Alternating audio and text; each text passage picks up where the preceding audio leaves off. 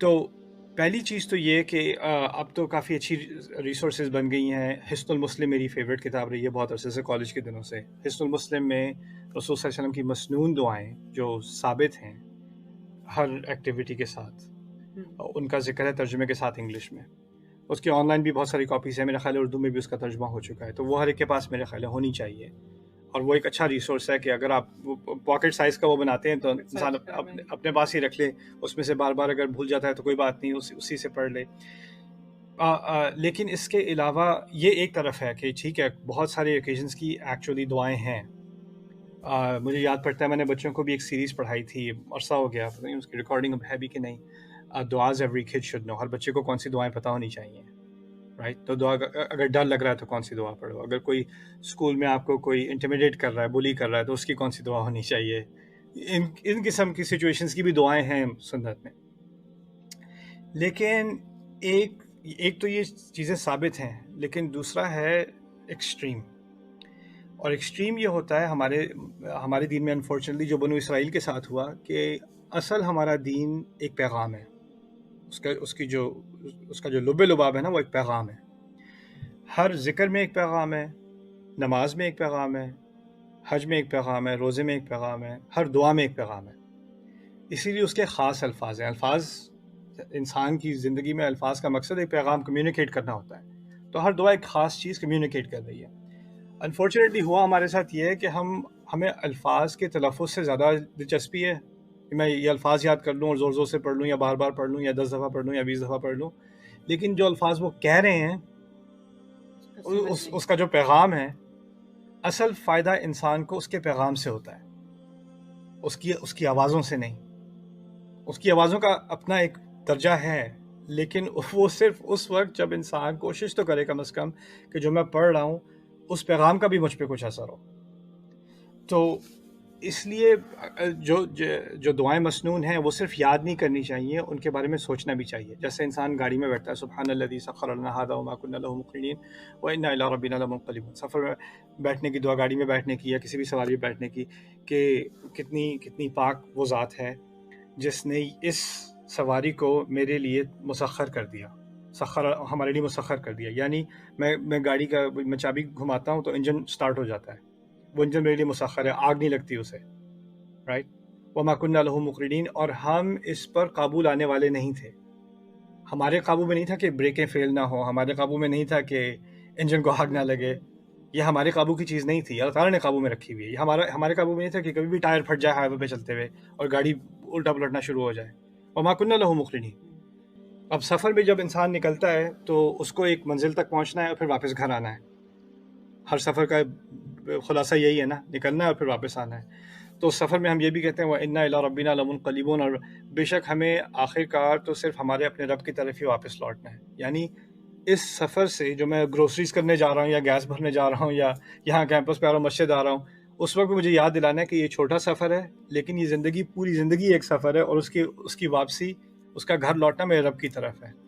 تو یہ ہوتا ہے نا کہ ہم روز چھوٹے چھوٹے کاموں میں لگ جاتے ہیں، اور جب کوئی غور سے کوئی چیز ایسے دیکھ رہا ہو نا بہت قریب سے، تو اس کو وہ بڑا ویو نہیں نظر آتا پیچھے ہٹ کے.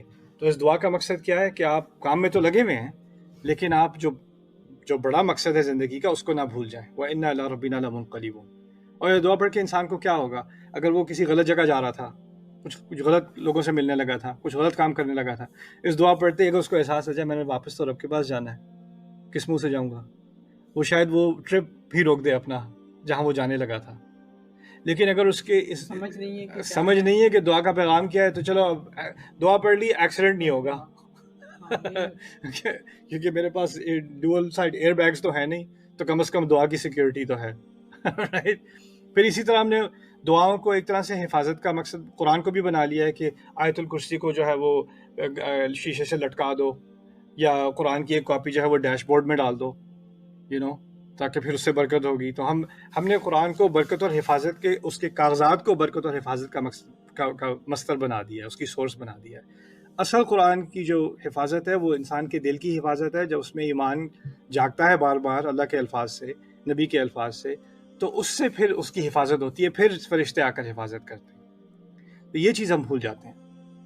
اسی لیے میں آخری بات جو آپ سے آج کہنا چاہ رہا تھا وہ یہ تھی کہ لوگ سمجھتے ہیں کہ جب تک یہ خاص الفاظ استعمال نہیں کرو گے نا، وہ تو شروع میں نے کہہ دیا کہ ہیں الفاظ، لیکن جب تک یہ الفاظ استعمال نہیں کرو گے دعا کیسے قبول ہوگی؟ تم نے وہ اسپیشل والی دعا تو تم نے استعمال نہیں کی، تو تمہاری دعا کیسے قبول ہوگی؟ پنجابی میں دعا کرنے لگے، شرم نہیں آتی تمہیں؟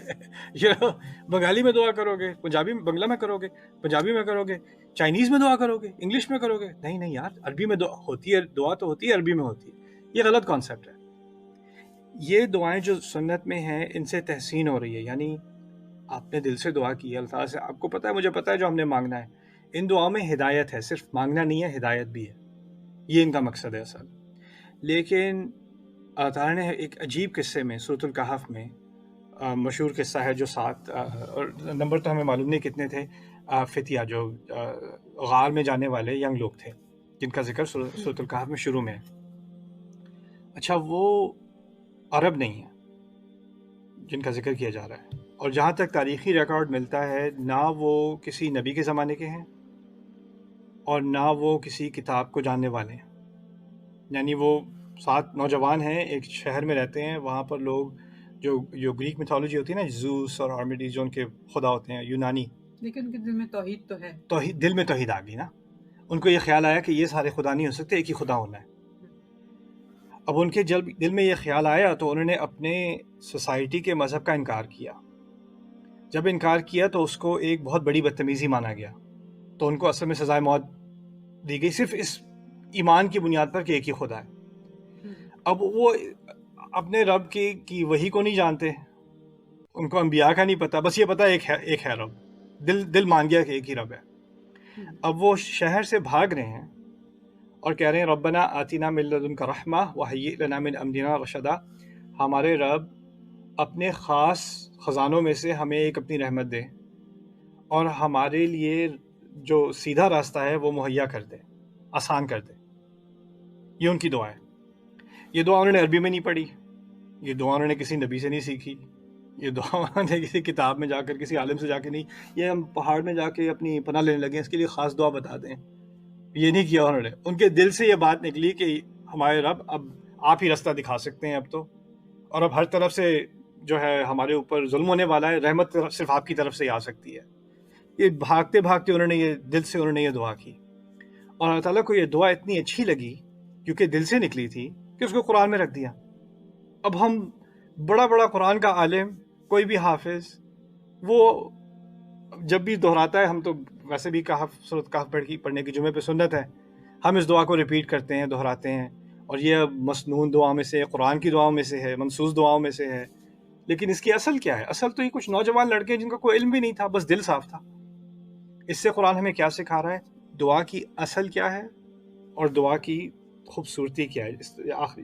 اس کو سمجھنے کے لیے ایک بلڈنگ ہوتی ہے، بلڈنگ کی ایک بنیاد ہوتی ہے، بلڈنگ میں ستون ہوتے ہیں، اور پھر اس کے بعد ڈیکوریشن کی دیواریں بنتی ہیں، پینٹ ہوتا ہے، اور چیزیں خوبصورت لائٹنگ ہوتی ہے، لیکن اصل جو بنیاد ہے وہ دل سے دعا مانگنا ہے۔ اگر بنیاد ہے تو بلڈنگ کھڑی ہے۔ ہم نے کیا کیا ہے؟ بنیاد پہ کوئی زور نہیں ہے، اور جو ساری چیزیں اس کو خوبصورت کرتی ہیں ہمارے دل میں، اس پہ سارا زور ہے۔ وہ بلڈنگ کھڑی نہیں ہے، آپ نے پینٹنگز لگانی شروع کر دی، بنیاد اس کی کھڑی نہیں ہے، ٹھیک ہے نا؟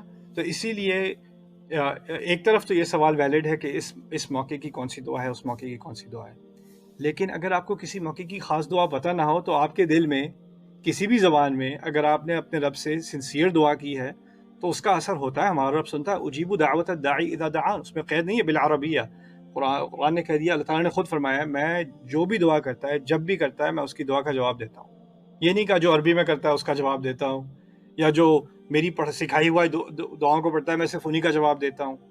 جب بھی کوئی دعا دے گا، جب بھی اپنے رب کو دعا دے گا، وہ سن لے گا۔ یہاں تک کہ میں تو نان مسلمس کو جانتا ہوں جو مسلمان ہونے سے پہلے باہر سے نکلا، شراب پی ہوئی ہے، نشے میں ہے، تھوڑا سا نشہ اترتا ہے، اوپر آسمان پہ دیکھ کے کہتا ہے I just need your help، بس تیری مدد، اگر مجھے پتا ہے تم ہو کہیں اوپر، بس میری مدد کر دو۔ کہتا ہے اس کے بعد سے ایک کے بعد ایک میری زندگی میں واقعہ یہ ہوا کہ میں مسلمان ہو گیا۔ نہ اس نے عربی میں دعا کی، نہ کسی سے سیکھی، بس دل سے اس نے رب کو پکارا ہے، اس نے اپنی زبان میں اہدنا الصراط المستقیم کہا ہے ایکچولی۔ اور تعالیٰ نے جواب دیا اس کا، رائٹ. تو یہ چیز اصل میں سمجھنے کی ہے. اس کو آرٹیفیشل نہ بنا لیا جائے، اس کو صرف خالی الفاظ نہ بنا لیا جائے جو دہرائے جائیں، جن کا ورد کیا جائے.